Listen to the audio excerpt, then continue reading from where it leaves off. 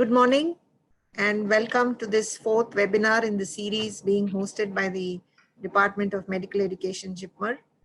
Today we have with us Professor Ananthakrishnan, who is the Dean of Faculty from the Medical College in the Mahatma Gandhi Medical College and Research Institute of the Sri Balaji Vidyapeeth University, Pondicherry. Sir needs no introduction. He is one of the pillars of the NTTC, JIPMER, and he retired as the senior professor and head of the Department of Surgery, JIPMER. And his topic, which he has chosen today, is on workplace-based assessments, the needs, process, and challenges. It is a topic which is very relevant today because there is a global move towards competency-based medical education. And it's an attractive concept because it promises an authenticity to assessments which very few other tools can promise. And but implementation is full of challenges. There are many challenges. It's not easy. Some of these challenges include resource constraints and reliability issues, particularly when we want to use WPBA in the summative assessments. So Professor Ananthakrishnan will take us through these challenges and point out some strategies to overcome them. Over to you, sir. Thank you, Kadambari. Thank you very much. Good morning to all of you, and thank you all for being present here today and for participating in this national webinar along with us. And a topic which is very, very current and very necessary in our Indian context. And my talk will be mostly focused on how to make it relevant in the Indian situation. And my thanks to my friends at the NTTC and the JIPMER Department of Medical Education, of which I was a part for 27 years. So it's a place which is very close to my heart, and I'm very happy to be part of their national webinar and share what little I know about this, because we have done this in real time in our university for the last 4 years, and we have some experience of the challenges and how to overcome them, apart from a lot of theory about what can be done. So we'll start straight away. And my intention is to talk not only about the methods, because that standing alone will make it meaningless, but to talk about the need for that in our country, the process and the methods which are available, and lastly, and probably the most important, what challenges we can face and what we have actually faced and how we can overcome those. Because unless you make the faculty part of the process and they feel that there is a need for change, if you impose it, it's never going to happen in the country, and always excuses will be found why we cannot do it and how it limits our other work. And that is how we started. We took 2 years to plan, and we took 1 year to implement, and we have done 4 years after that, and we have gathered a lot of experience. Nowhere near perfect, but every year it is getting little better than what it was previous years. We'll start with the need first. All these years we have been talking about goals, objectives as part of our education in medical education and pedagogy. But time has come. For the last 20 years, the world has moved to outcome-based education, where we focus on the description of the qualities of the end product, the student after completion, rather than on objectives, which was what the basis of education till that time. And therefore, we move from the intended direction in goals, the expected results and objectives, to the actual measured outcome in the outcome-based education. And this slide tells you the basic differences between the objective-based education and the outcome-based. And the main focus is, in objectives, it's only a statement of intent at the beginning of the teaching learning process. Whether it is achieved or not is often not known. To what extent it is achieved is not well known, and to what extent it is measured is largely left to the summative process, which has its own problems. But in the outcome based, we have to replace it with a competency based system with directly measurable outcomes and create tools for measuring those outcomes so that we can say at the end, yes, we have achieved what we set out to achieve. As early as 18 years ago, this classic paper from Duffield came out, where they had a perception study of postgraduates about what the see as the requirements of a PG evaluation. And this is all from the students, it's not from the faculty. And the students said that the process should ensure competence, ensure professionalism, tell them what quality is required before it is assessed, monitor their progress so that they can get additional inputs as and when required, and most of all provide feedback. And we'll look at the current system to see whether any of this is achieved, although it is there for the last nearly 20 years. If you see the current assessment systems in postgraduate education in medicine in our country, there is no formative assessment to talk of. Nothing which counts anyway for the final summative process. The summative process is usually the classical long answers, short answers, or only short answers, followed by the clinical or the practical examination. The practical examination varies in duration from 1 hour or 45 minutes per candidate to 3 days per candidate in the case of subjects like microbiology. And the clinical examination consists of long and short cases. Although I have never really understood what is the difference between long and the short case, unless we are talking about a patient who is tall or a patient who is short. But that is how the system is employed. The Viva OC is actually a bit of a disgrace. It's not structured, it's open-ended, it's rushed through in the afternoons, and no higher order questions to speak of. And the time used for various candidates varies from time to time. Towards the end, hardly any time is used. In the DNB process, they have in addition OSCE and ward rounds in the clinical specialties, which does not exist in the MCI system.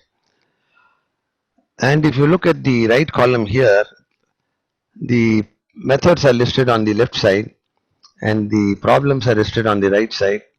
There is no concurrent construct or predictive validity. You can never say that all those who passed are going to do well or those who failed deserve to fail and they would never have done well if they had passed. They are tested in an unreal situation, in an artificial atmosphere. You don't test higher domains because you are not really present by the bedside while they are communicating with the patient or examining them. In one institute where I was examiner, we were not even in the same floor. The examination was taking place in the first floor and they didn't have an AC hall for the examiners. The examination was being carried out in the second floor. There is no lack of direct observation and absolutely no feedback. We just had a examination for the MS in our institute here and several people came and all the students told me unanimously that they have done very well, but I know from the results that they have not done very well. So absolutely no feedback in this system. Therefore, to summarize the issues, and all of you are senior people, you understand, there is a sense of inadequacy on graduation. There is absolutely no measurement of professionalisms and attitudes because there is no formative process and there is no time to do it in the summative process. There is no scope for reflection. The whole world thinks that reflection is a very important part of learning. That's how your learning improves. But our system does not produce reflection at all. And since you don't have written competencies or acceptable levels, it's more or less norm reference, comparison of one with the other and saying this is better than the other. And therefore, by the process, by its very nature, lacks objectivity, validity, reliability, and does not test everything that is to be tested. These are the questions which all of us have to introspect. We have been examiners, we have to ask ourselves, do we test higher levels of the Miller's pyramid?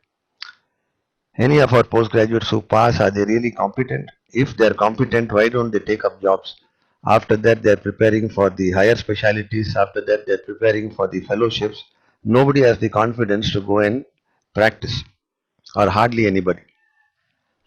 Does the candidate know how well he has done in the workplace? No one knows. And this is the most unfortunate, the last line. It used to be a one-day match, but I have been witness where it becomes a one-case match.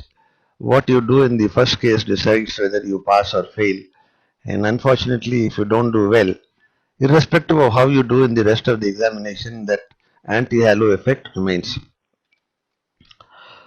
So we need a change, and all faculty should agree, if they are really sincere about improving the quality, that we need a change.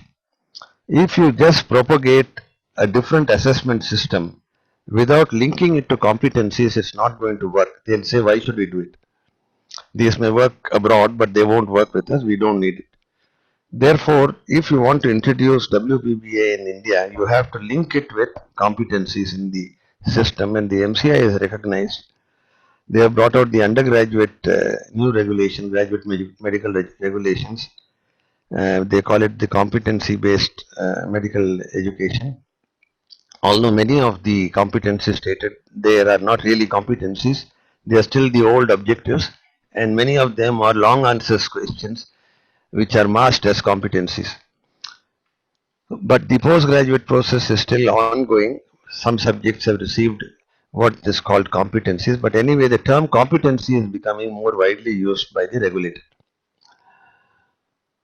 Now, this is the old classical definition of what a competency is, and anybody in medical education, they would have seen this paper by Epstein and Hundert.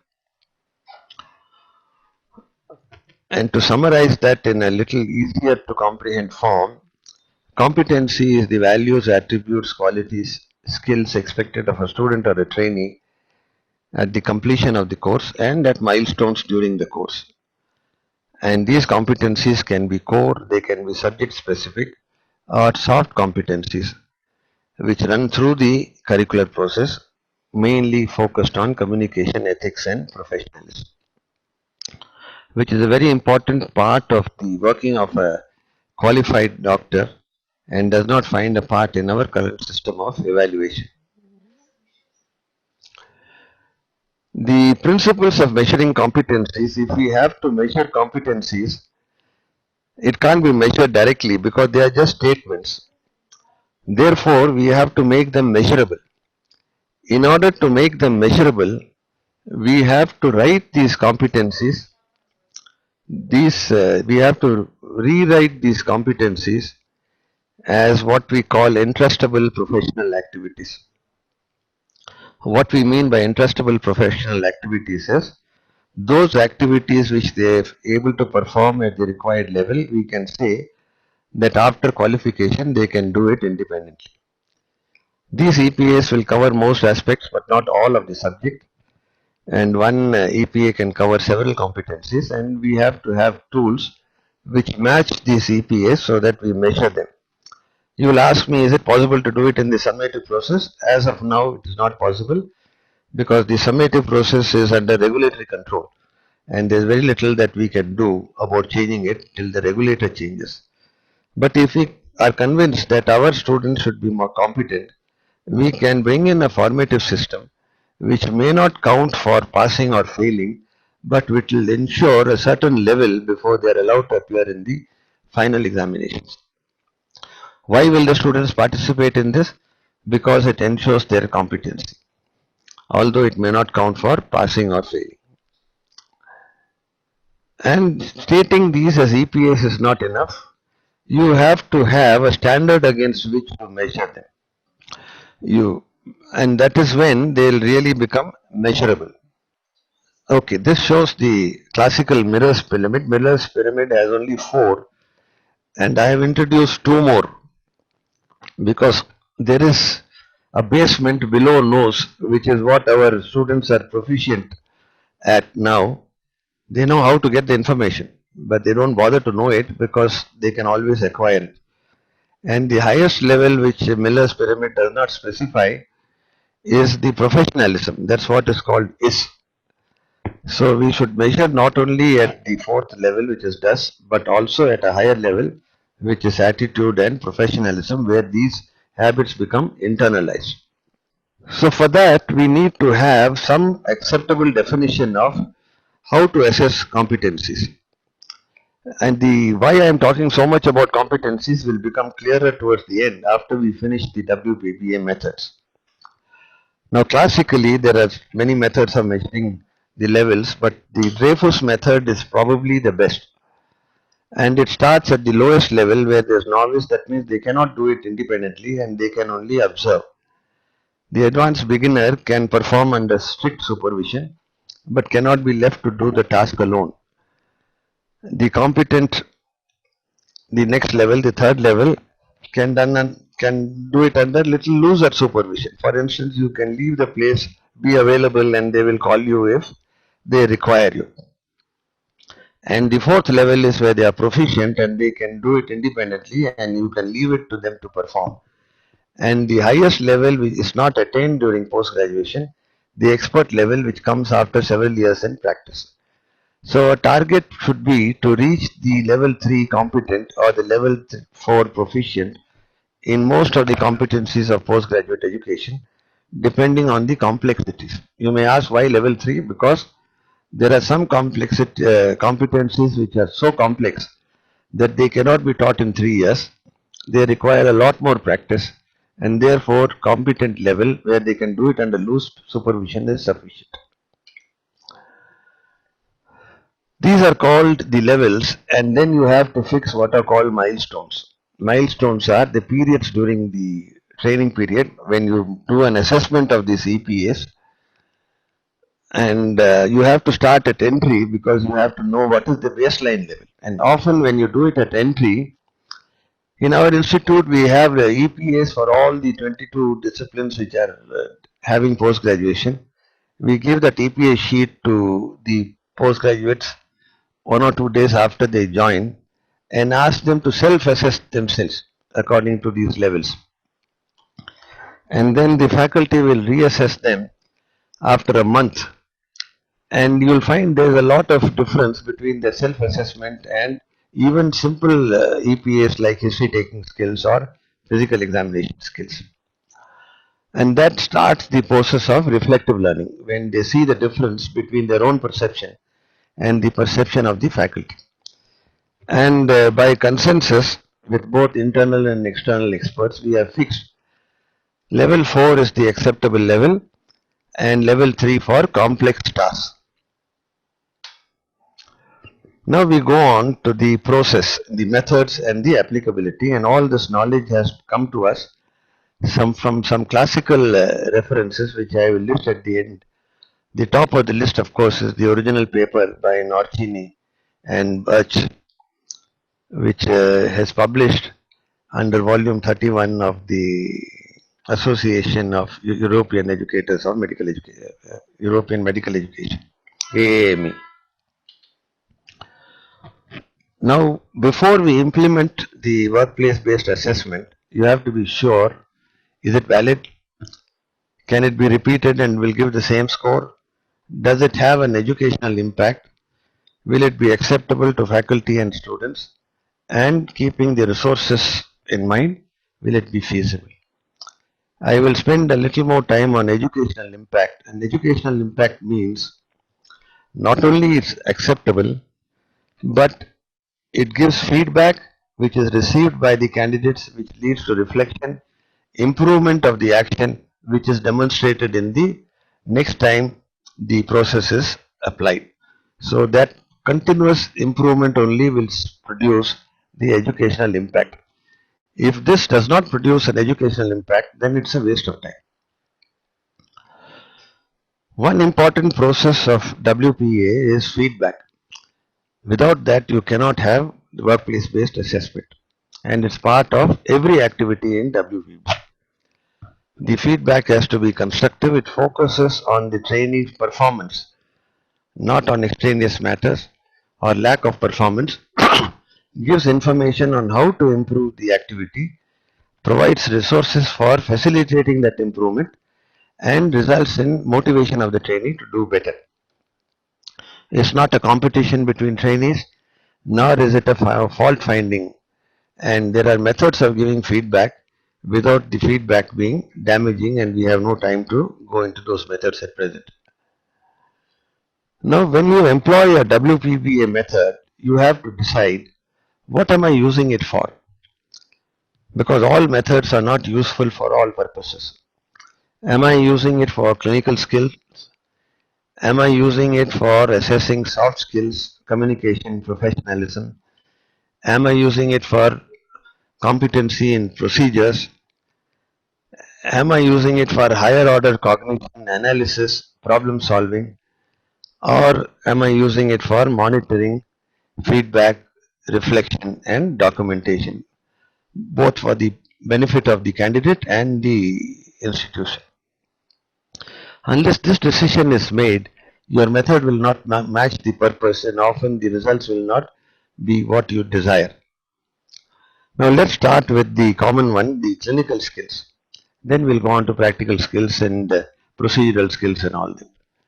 There are any number of methods for workplace assessment of clinical skills.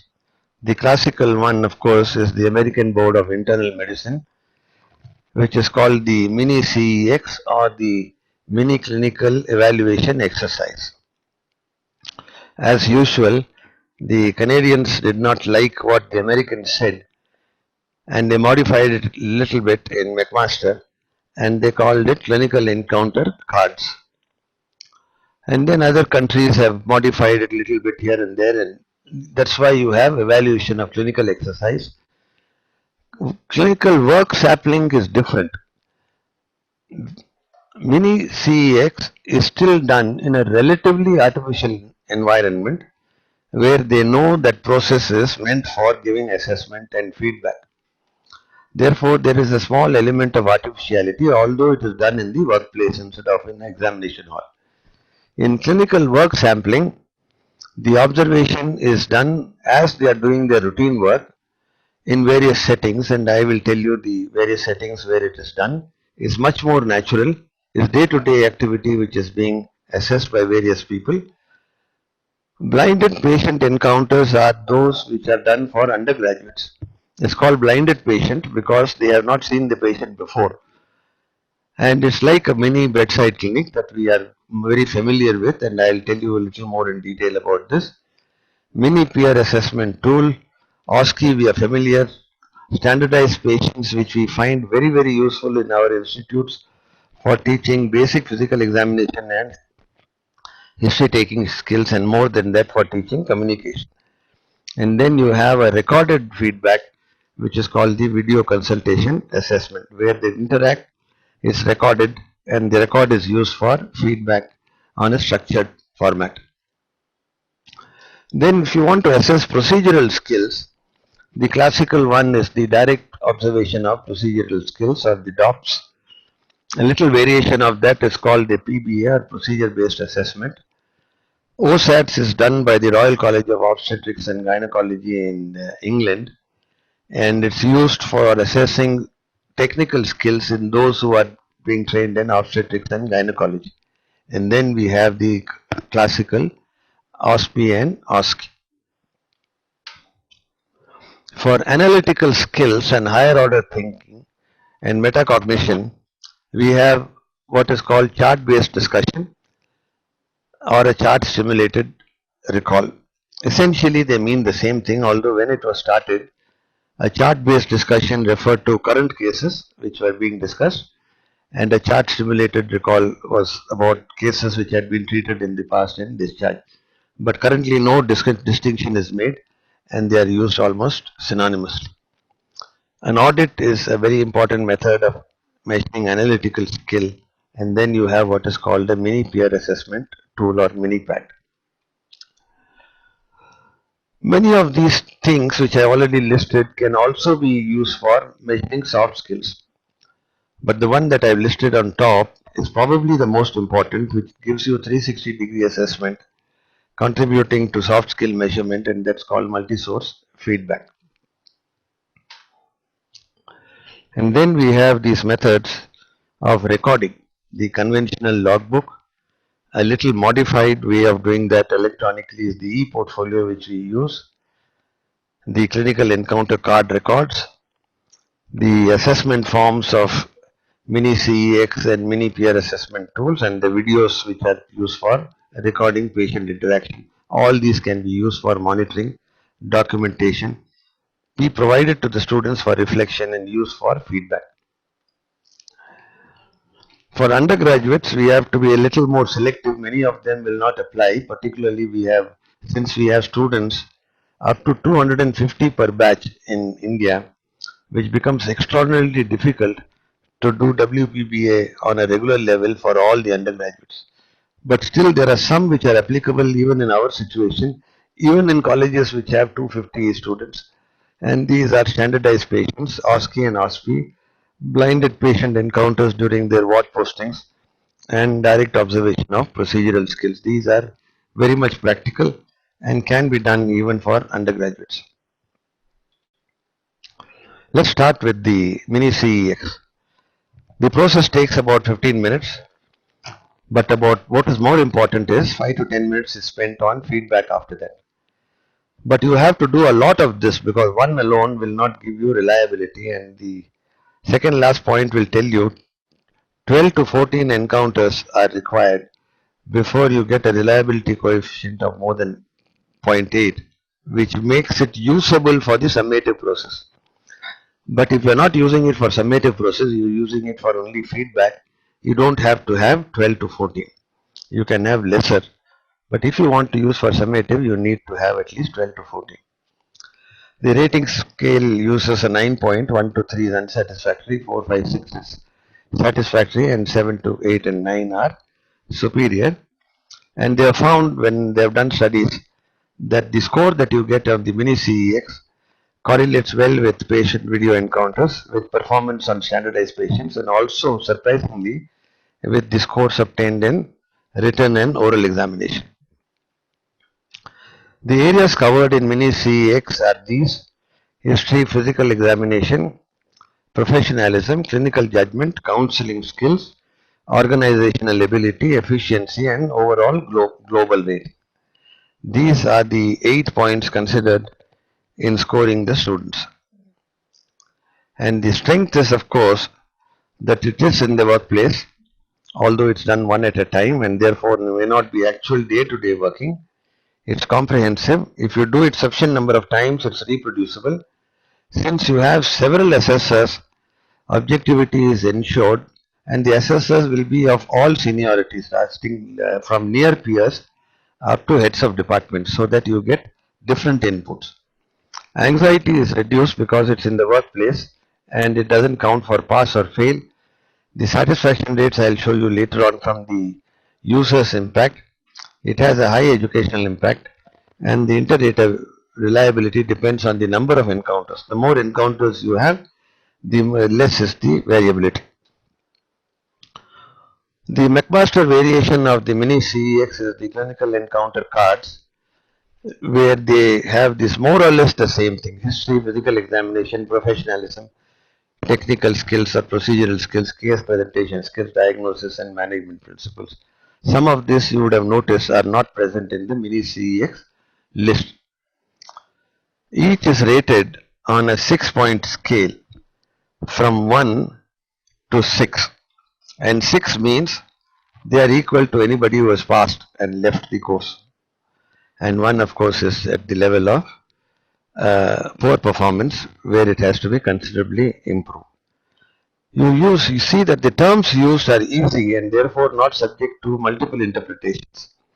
If you know what is expected, as you see in your EPS, you see in the Dreyfus levels, you know what 3 is, and therefore you know what is 1 and 2 or what is 4 and 5. And again, you require 8 encounters, not 12 to 14 as in mini CEX, for getting a reliability for using it for summative process. It's impossible nearly to get a reliability coefficient of 1. The highest you can get is 0.8 to 0.9. Blinded patient encounters, I told you, are meant for undergraduates. They take a little more long time than the mini CEX. They're given a patient who have not seen before, somewhat similar to what we do, but only 4 to 5 students at a bedside, not batches of 15 or 20. And then the rating scale is shown, and it's mainly meant for recording comments on strengths and weaknesses, what they should have done and did not do, and what they did which was good. Both have to be recognized. Clinical work sampling, and this is very important. Clinical work sampling is assessment of work done by the residents or the postgraduates on a day-to-day basis, as they are doing their work, not in an artificial environment, but actually while they are doing the work. And it is done in 4 main domains. And these domains are listed in the table below. There's a domain which focuses on the admission process. It's called the admission rating forms done by the supervisor, and it's done when a patient is admitted, and it has a number of issues which I will mention. Then you have a ward rating form which focuses on their ward work, again done by the supervisor, and it's completed when the patient is discharged. Then you have a multidisciplinary team rating forms. These are all called domains, which is done by multidisciplinary teams, both all types of healthcare providers. At least once a month it should be done.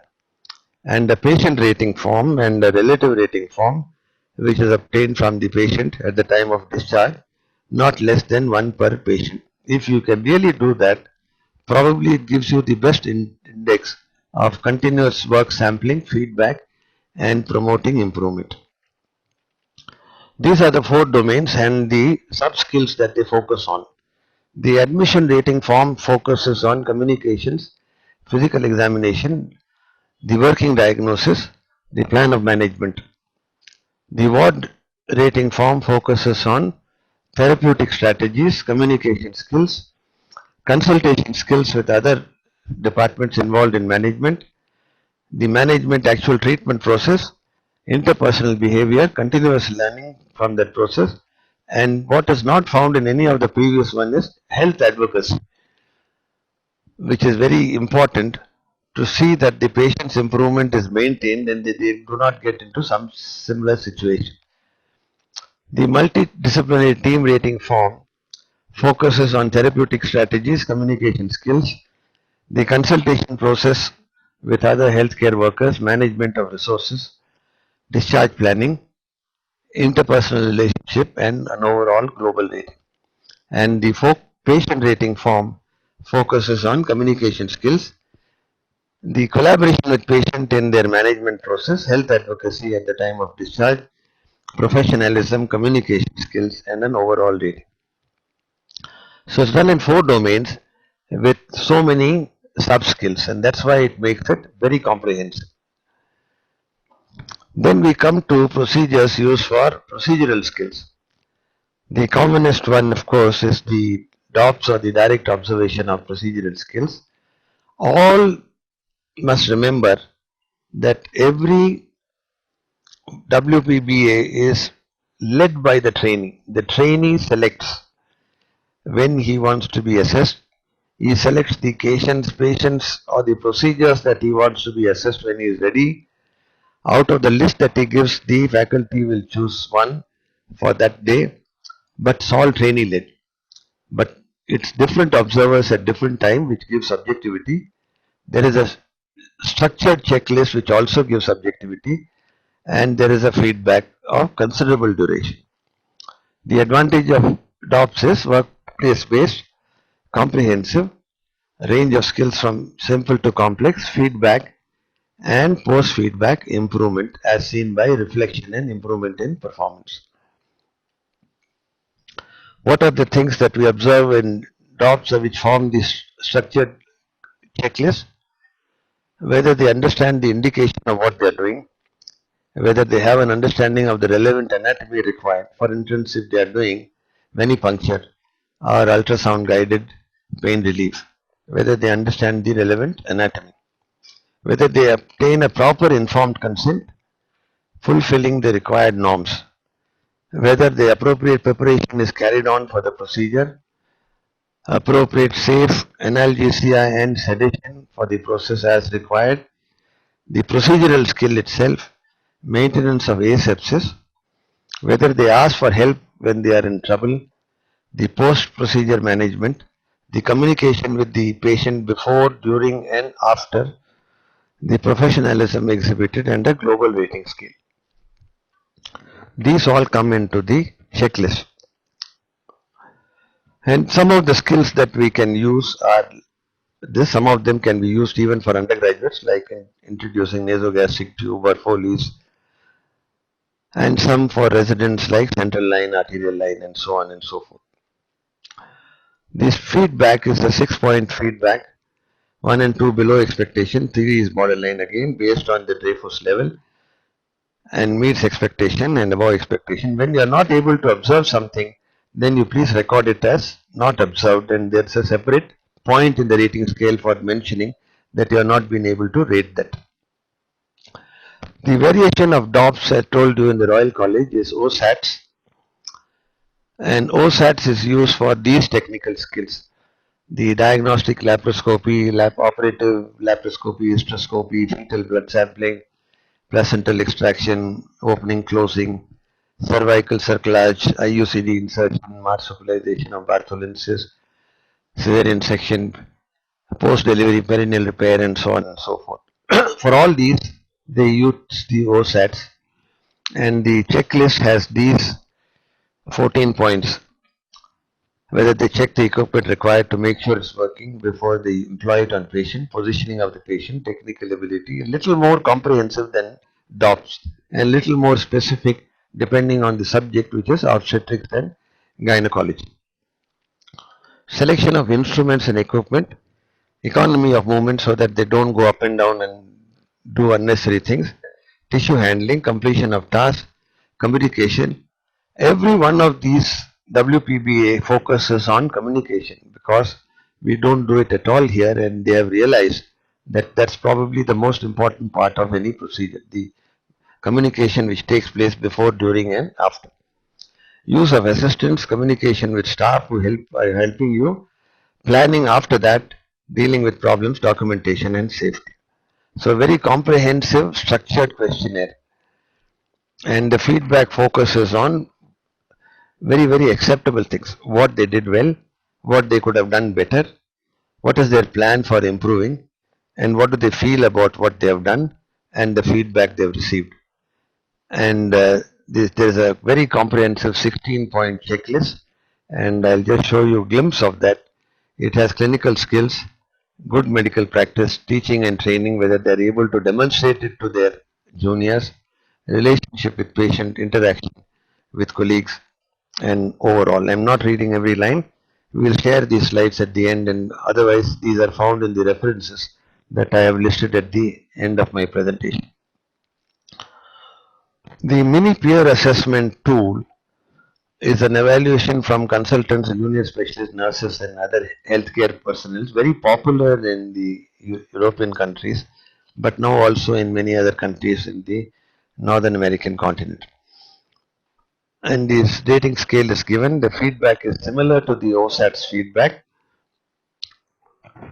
But what is important is other health workers like nurses also assess the physicians while performing. They have their own checklist, and the nurses checklist, I have given an example: therapeutic strategies, communication, interdisciplinary consultation, resource management, discharge planning, interpersonal relationship, collaboration, advocacy.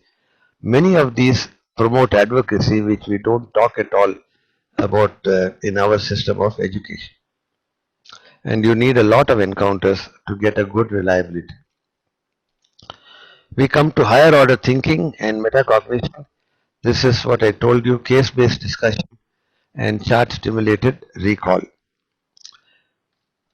We do a discussion on actual cases, not virtual cases. And these are actually those cases which have been treated by the residents concerned. They select the cases for discussion, and out of that list, the faculty selects one. It takes place over a period of time, followed by sufficient time for feedback, and you have to do a lot of them in the earlier years and even more of them in the final year for that to produce significant benefit. The advantage, of course, is structured in depth and an opportunity to defend, to explain, and to explore judgment and to see whether alternative things could have been done. And therefore, it promotes higher order thinking, which our system of examination at present does not do. Ethics and legality can be explored in this process. The record keeping can be explored because they bring the case sheet for which they have maintained for discussion, and you can comment on that. and it correlates very well with other assessment methods, which gives it an element of reliability. We now come to what I feel is very, very important in assessing professionalism, the multi-source feedback. We had enormous difficulty in introducing it in our university, but we have succeeded after some period of time. If you consider a working environment of a postgraduate resident, he interacts every day with so many different personnel. We focus in our country on only this, the interaction between the examiners and the postgraduate resident. We do not focus on his interaction with his peers, with the faculty outside of the examination, with the community, with the relatives, and the other healthcare workers. And that is why our feedback is unidimensional, it's not 360 degrees, and therefore it can never be used for assessing day-to-day activities or professionals. The feedback forms used, like I showed you in the nurses feedback form, are very complex abroad. If you use that in India, it will never work, because firstly they will not understand, secondly they'll be afraid to write anything for fear that it will be found out and they'll be taken to task. Therefore, we have devised a very simple form of getting feedback from. These are the three feedback forms that we use. We have others, but I'm just showing examples. This is the feedback we use for postgraduate from relatives and patients. There's only a 3-point rating because that's what they can understand. Is it what you expect of a doctor? Is it less than what you expect of a doctor, or is it better than what you expect of a doctor? And the points also are easy to understand. Is he caring? Is he respectful to you and your relatives? Shows no prejudice directed by various demographic factors. Communication is good and answers question, empathetic, and so on and so forth. There's no need to go into these things. But these are easy if you write it in the regional language for the comprehension of nurses and other healthcare personnel. This is what we use for relatives and patients. This is what we use for nurses and other healthcare professionals. We translated into the regional language. Again, only a 3-point score, which is easy to assess. And this is the one that we use for peers. So that way it makes it easy because it's simple rating form. But even then they will not fill up because they'll have other issues which I will come to later on. The advantage of MSF is it gives you 360-degree feedback which is required for assessment of professionalism or day-to-day behavior. It has to be anonymous and it gives you the best information on communication skills with the patients, with the relatives, with other healthcare professionals, with peers and everybody else that the resident comes into contact with. For the first year, none of our allied healthcare personnel filled any form. And then we had to have several sessions with them in order to explain the need, convince the postgraduates that it is for their benefit, it's anonymous, nobody knows who is giving the feedback on whom. It's working for the last 3 years. There is, of course, there is an inter-rater variant. Some are timid, will not give proper feedback. Some are very aggressive and will give feedback which is damaging. But we use it only for formative. Now at the end, I'm not going to many other methods which are there, which can be found in the references and you can read up. We'll focus on the advantages. The main advantages is trainee-led. They select what they want to be assessed on. Over a period, all the things that need to be assessed get covered because every time they cannot select the same thing. It focuses on skills including soft skills. It is the highest level of Miller's pyramid. I shouldn't call it Miller's pyramid. Modified Miller's pyramid is the level of professionalism. Aligning of learning with actual working gives context, and a broad and representative sample gives validity and reliability.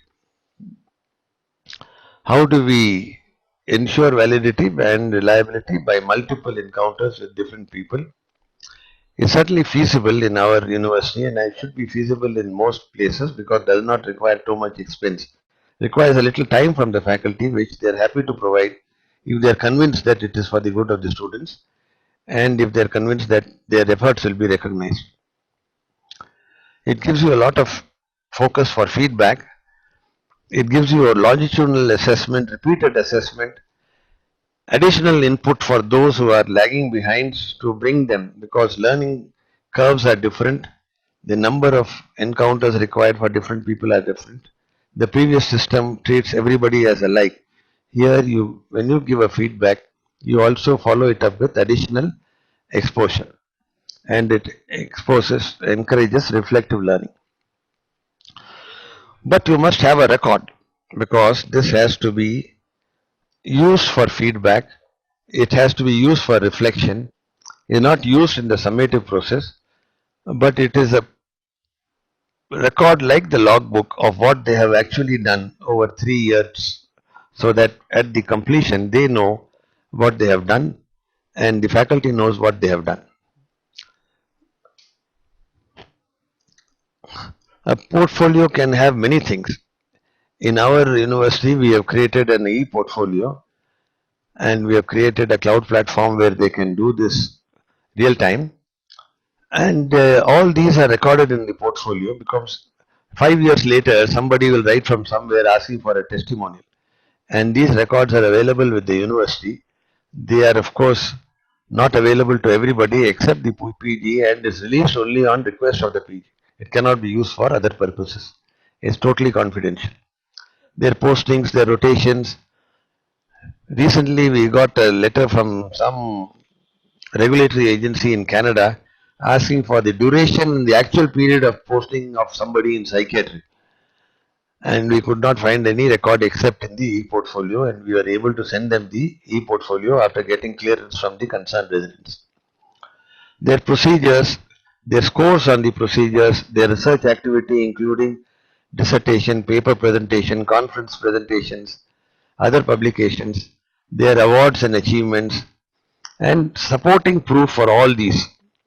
You can, if you want to, also record critical incidents, that something which went wrong, something which produced adverse consequences, but a lot of people are not comfortable about recording this and putting it on record, and therefore if you feel it's not necessary, you can omit that part of the critical incidents.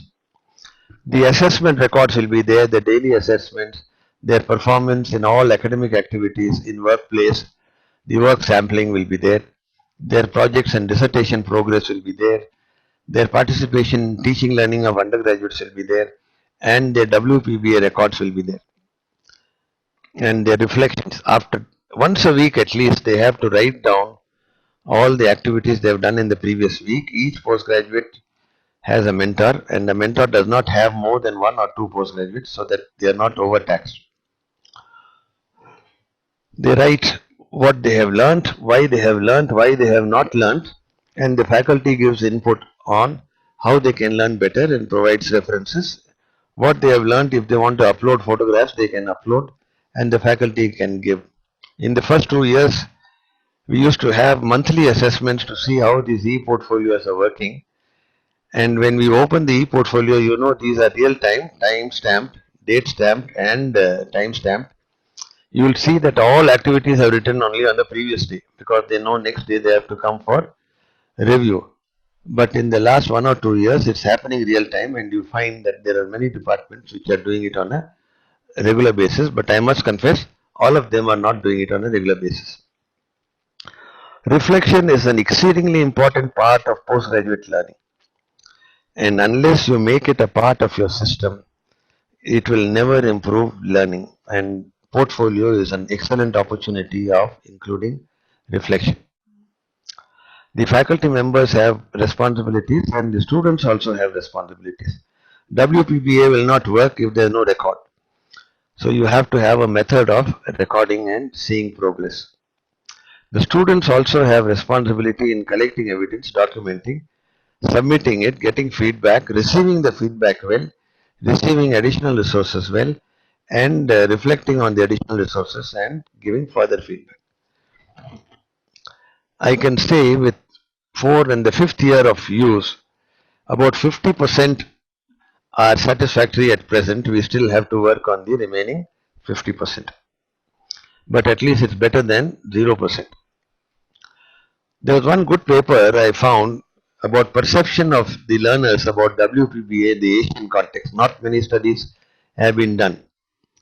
All these procedures are listed in the column on the left, and the 5 parameters which I mentioned in one of my slides, validity, reliability, feasibility, impact, and acceptability, are mentioned, and these are in percentage scores, not many numbers as you see, but you see validity is variable. Some are more valid, some are less valid. Case-based discussion seems to have great validity, great acceptability, and great educational impact because it actually happens on something that they have done, managed, and are receiving feedback.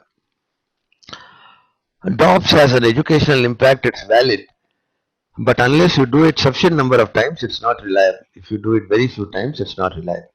Mini CEX has got great acceptability, they are very happy with the educational impact. Feasibility is difficult, to arrange for so many postgraduates, 12 to 14 encounters, exceedingly difficult. Multi-source feedback in our country still remains to be accepted because of cultural and other issues. The assessor perception is similar to postgraduates, but slightly different in acceptability. If you see the previous, acceptability varied in the trainee and the acceptability score from the assessors was different. Now the last part of my presentation is what are the challenges in India and how we overcame it, and some of this you may also feel in your institution. The greatest problem is time constraints. If you try to do anything new, everybody complains that there's no time. It requires a little more effort on the part of the faculty, and this is difficult in the TNB situation where the number of faculty are less compared to the MCI system. A lot depends on the case loads and the facilities of the institution. A lot depends on whether they are willing to spend, because standardized patients can be trained, they can give exceedingly important inputs, and we are very, very happy in their use in our undergraduate education. They are housewives and other people who are unemployed in the neighboring villages. We call them, we pay them a per diem rate, and we train them on 1 or 2 standardized histories, and after some encounters they learn very well, and sometimes when they interact with students they are able to tell, you are not asked this, idu kekliye, avaru kettaru neenga kekkala, and all that. So we get some very interesting comments from standardized patients. But we are starting at a disadvantage because the competency list and the EPA list is not given yet by the regulator. We have done it ourselves. It's available for everybody to use if you feel like, but it's better that you look at the list and validate in your own context. If you want us to share, we'll be very happy to share, but you have to validate in your own context. And there is a need for frequent assessment and continuous monitoring. The faculty takes a lot of time to get motivated, but what we adopted was you have to make them partners, and therefore they have to be convinced regarding the need for change. Bring out the advantage that it doesn't involve more than an hour of their time per week to look at the portfolios and give feedback, because they have to do it only for 1 or 2 residents. Emphasize how the quality will improve. And if you ask me whether your results have improved in the university, I cannot answer that, because the university examination is subject to so many influences which we don't control, depending on the quality of cases, quality of examiners, and all that. Emphasize on benefits to candidate, reduce undue workload. Don't expect them to do it on a hourly basis in real time, the portfolio and the other methods, and have a forum where their efforts are recognized. This works exceedingly well. If you call them at the annual day and recognize their efforts in this, they are motivated and others are motivated.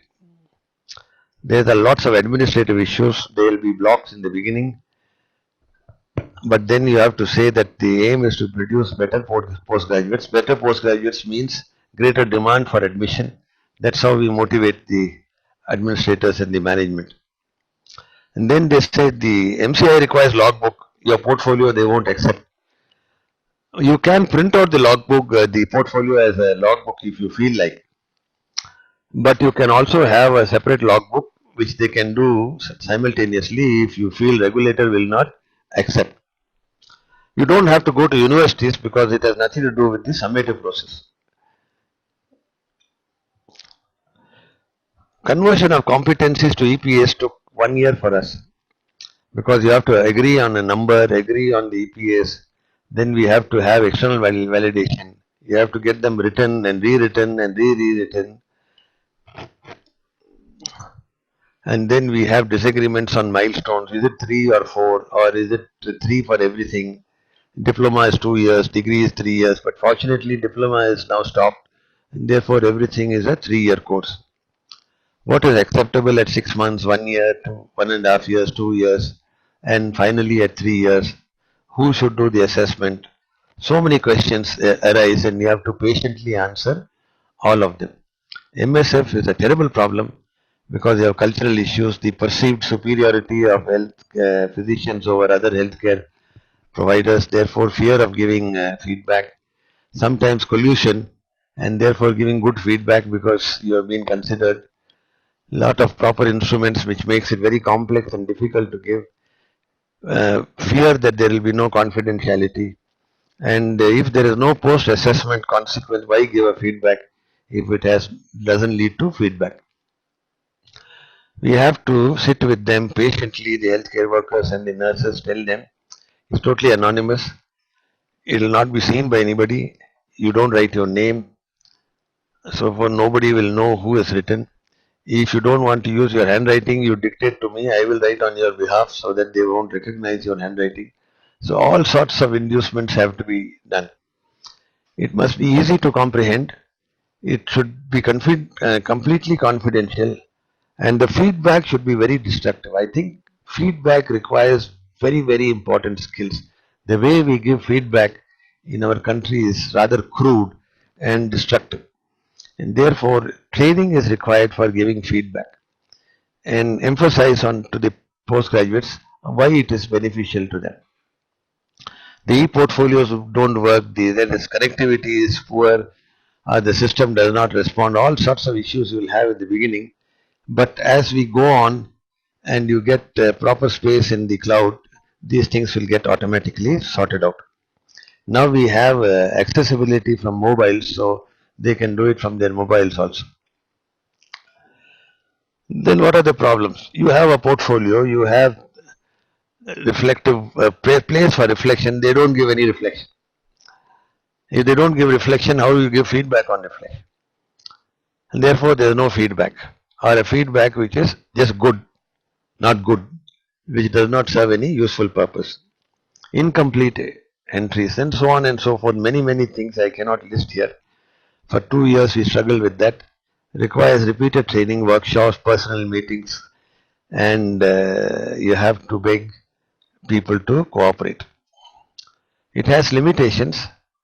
It can at present be used only for formative because the regulator does not allow us to do it in the summative process. Initially, the weaker trainees may get discouraged, but if you give them extra chances, they'll understand the benefits. Time constraints. If you don't do it enough number of times, it's not standardized, and to some extent will be subjective if you don't do it frequently. And the challenges are, I've told you already, extensive training, feasibility, fear of the university, fear of regulators. And that is a very common excuse in our country. FCI will not like it because that is the excuse given for not doing anything that requires to be done. These are major references that I would like all of you are interested to read. The original article by John Orchini and some of the other things by from OSATs, and Dr. Tejinder also has written in Indian Pediatrics. So you can read that, it's a good reference. In Dr. Avinash Supe's book, there's a chapter on workplace-based assessment written again by Professor Tejinder Singh. So those are good resource materials to read about the methods. But how to do it, you have to listen and you have to learn by experience. There is no book which tells you how to do it in the Indian context. Thank you very much. And we have some time. I hope Jay Prakash and Kadambari will tell me for questions and answers. And thank you all for a very, very patient hearing. We are here, sir. Okay, in the chat, I haven't got anything. Can I have a sample copy of portfolio, how it can be maintained? If somebody can write to me, we'll send them our e-portfolio. All these things have been copyrighted, therefore we are not afraid of sharing and others using it. We will share it freely. Nobody seems to have any questions on the chat. Any participants would like to ask some questions on WPBAs? Sir. Please introduce yourself and ask me, and I'll try to answer, or I'll try to tell you where the answer can be found. Myself, Dr. Siraj Ahmed, Yes, Professor sir. of Anatomy from Chitradurga, Karnataka. Yes, sir. I want to, can you please elaborate this multi-source feedback where I get the 360-degree this assessment? We do it for postgraduate residents, and we do it predominantly from, see, the faculty feedback is already there for many years on standardized structured forms of all their academic activities, which includes case presentation, journal clubs, seminars, and on board work and all that. What is additional is on soft skills and professionalism and behavior, we take it from the nurses and the other healthcare workers in the wards. We take it from colleagues in the form of peers and near peers, and we take it from patients and relatives. And in some departments where there is a lot of community interaction, we also take it from members of the community. So that is what gives it 360-degree coverage. So there's a question on the chat box. Is there any difference between portfolio and logbook? There is a logbook is not real time, it's passive, and therefore it's very difficult to do it on a continuous basis. And we know how logbooks are maintained. All of us who have been postgraduate teachers, we know it's often written on the week before the final submission by the immediately junior batch. And therefore, logbooks are passive record of activities. There is no way of telling whether the activity happened or did not happen, because by the time they submit it, although you say every page should be signed, it's not signed, it's all signed in one go. And there is no place where you can write a feedback or give additional references and get an input back from the candidate. But if the regulators require logbook, you have to give logbook. This is additional for improvement of learning. And therefore, in our institute, we completely dissociate it from the logbook. If you want to do your logbook, do it, because submit it at the time of exams.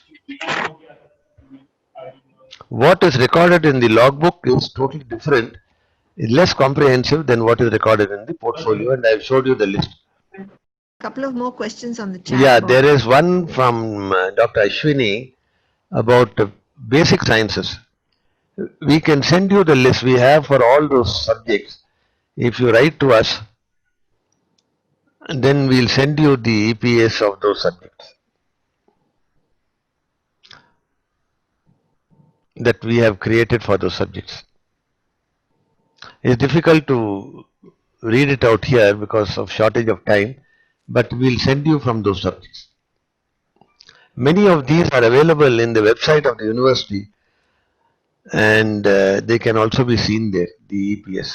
They are not secret, they are free for every postgraduate to see before they come in also if they want to see. Dr. Datta has asked, before that Dr. Suchitra Palve. Hello Suchitra, we miss you sometimes. Hello, sir. How are you, sir? I'm all right, thank you. Thank you. Good. She asked, can we use reflective writing or narratives to give feedback? Yes, certainly you can. You can. Okay, sir. You can. And Dr. Datta is asking, can we introduce WPBPA gradually, assess and improve faculty teaching process also in pre-clinical subjects? It's up to you, sir, depending on your environment and the administrative and management support you will get in the place where you're working. Recruiting that is a little time consuming and takes a lot of effort. It will be very important in preclinical also because the EPS are appropriately made and therefore for them also is useful. And again, I will request you write to us, we will send you the EPS of preclinical subjects. And somebody, Dr. Shiva, has asked how frequently it has to be done. I have given you the numbers which require to be done for reliability. But if you are not using it for summative process and you are using it only for giving feedback for improvement, the number is left to you whatever is feasible in your environment. Even if you do it once in 3 months, it's good enough. Those numbers 12 to 14 and all are required for getting high reliability. Can you give me my email? It's there on the website. You can write to me, Dean of Faculty at SBV or ak@sbvu.ac.in. Very short email. I can put it in the chat box also.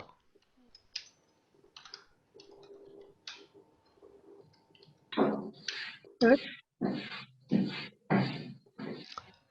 Sachin is asking, he cannot be left behind. Huh? Suchitra asks, he also has to ask. Good afternoon, sir. Hello. Yeah. How 360 can be implemented ongoing activity for taking care of examiners who are, I don't know, the question looks loaded. Huh? How can you take care of examiners who are show poor behavior towards students? I have no answer, Sachin. Sorry. Okay, sir. Especially those examiners who cannot assess the students based on the behavior. So whether we can have this 360-degree evaluation See, through internet. Sachin, it's like this. Do you want your postgraduates to be good professionals or not? If the answer to that is yes, then the next question you have to ask is, does our current system ensure that they are good professionals after they pass? And the answer to that will be no. Therefore, when can I do it? It has to be done during the course.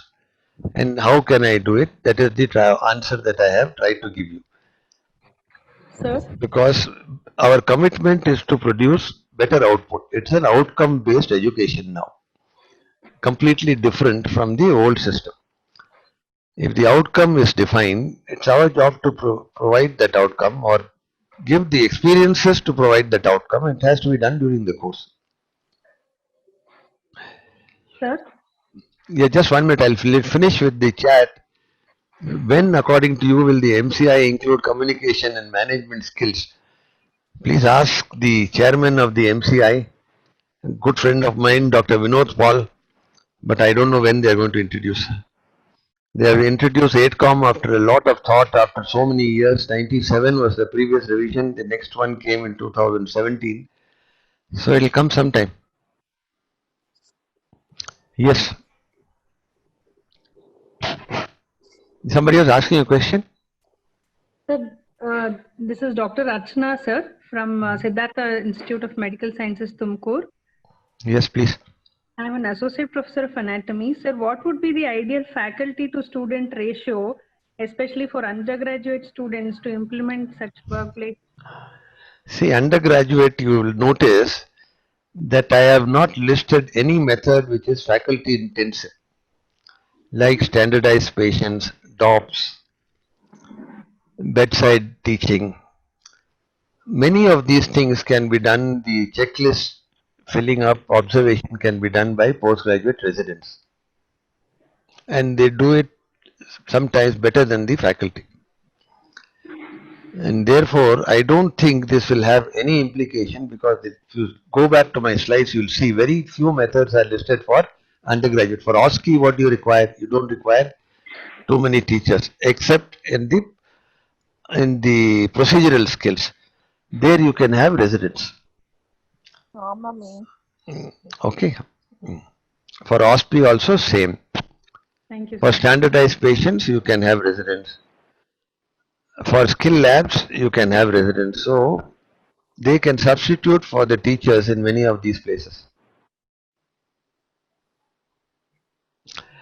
Do I have a sample portfolio for forensic Remington hours? I don't think, because we never had a PG in forensic for a very long time. But I'll ask them whether they have and send it to you, Remington, if there is. Otherwise, it's all available in the website of the boards in the US. You can download it and modify it to suit your requirements. In the current COVID pandemic, whether summative examination is for certifying is okay. Case scenarios, I don't know. Dr. Bala Murugesan is asking whether case scenarios are as good as real life cases, but if you don't have real life cases, it's risky to get them. You have no alternative. You cannot extend the postgraduate residency indefinitely. At some point of time, they have to complete the course and go. So if that is the situation, you have to use only virtual cases. We hope it will be only for one batch, but if COVID continues indefinitely, we'll have to see what to do next year.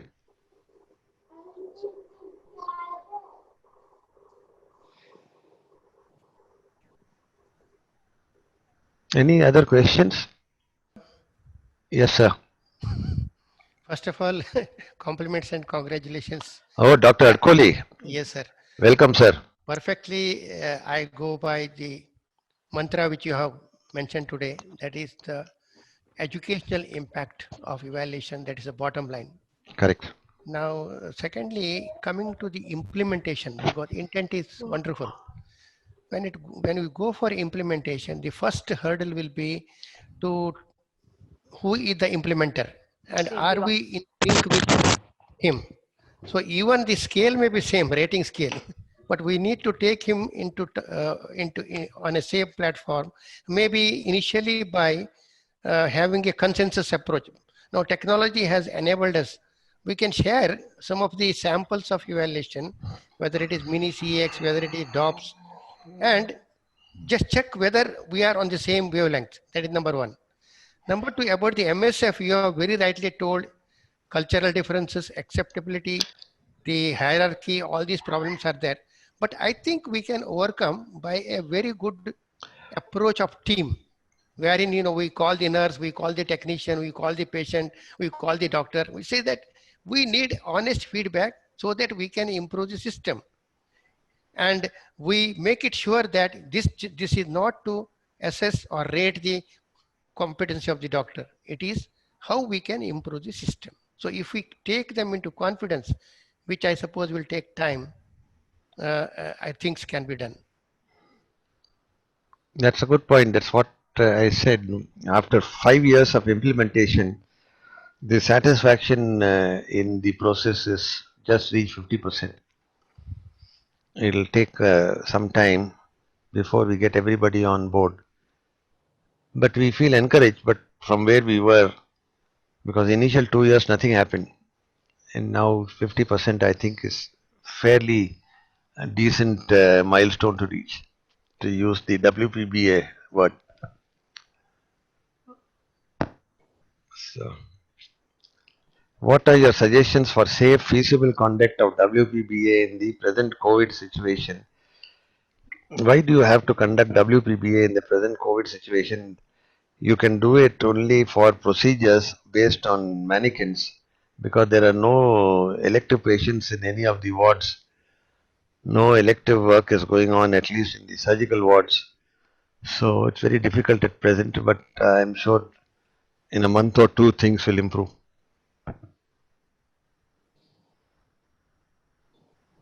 So 2 participants have raised their hand. Dr. Varun Geki.